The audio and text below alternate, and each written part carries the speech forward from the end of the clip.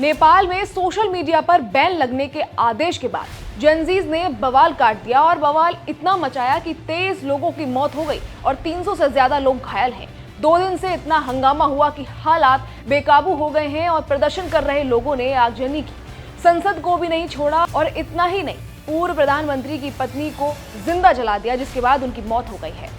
इसी बीच मंत्रियों का इस्तीफा चालू हो गया और तो और नेपाल के प्रधानमंत्री ओली ने भी इस्तीफा दे दिया और अचानक कहां गायब हो गए किसी को पता नहीं, जिसके बाद राष्ट्रपति ने भी इस्तीफा दे दिया है। और अब सबसे बड़ा सवाल खड़ा हो रहा है कि नेपाल के इन हालातों को आखिर संभालेगा कौन।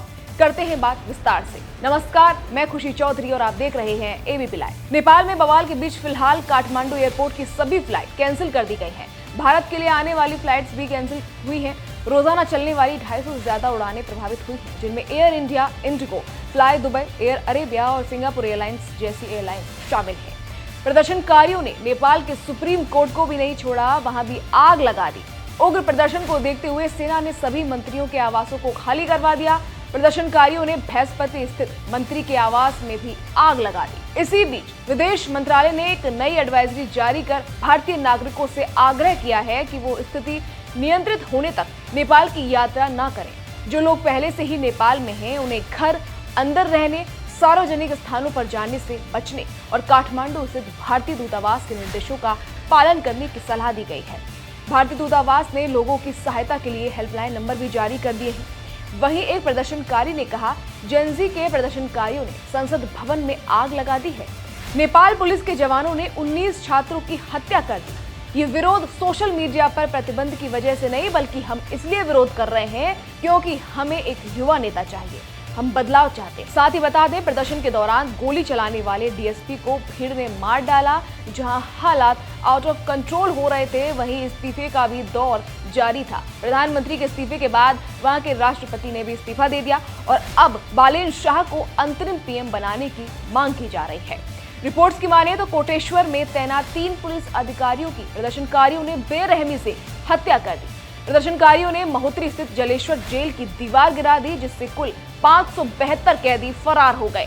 काठमांडू पोस्ट की रिपोर्ट के मुताबिक पुलिस अधीक्षक हेरंब शर्मा ने बताया कि ये घटना शाम करीब 7 बजे हुई, जब लाठियों से लैस 500 से ज्यादा प्रदर्शनकारियों ने कैदियों के साथ मिलकर इस घटना को अंजाम दिया।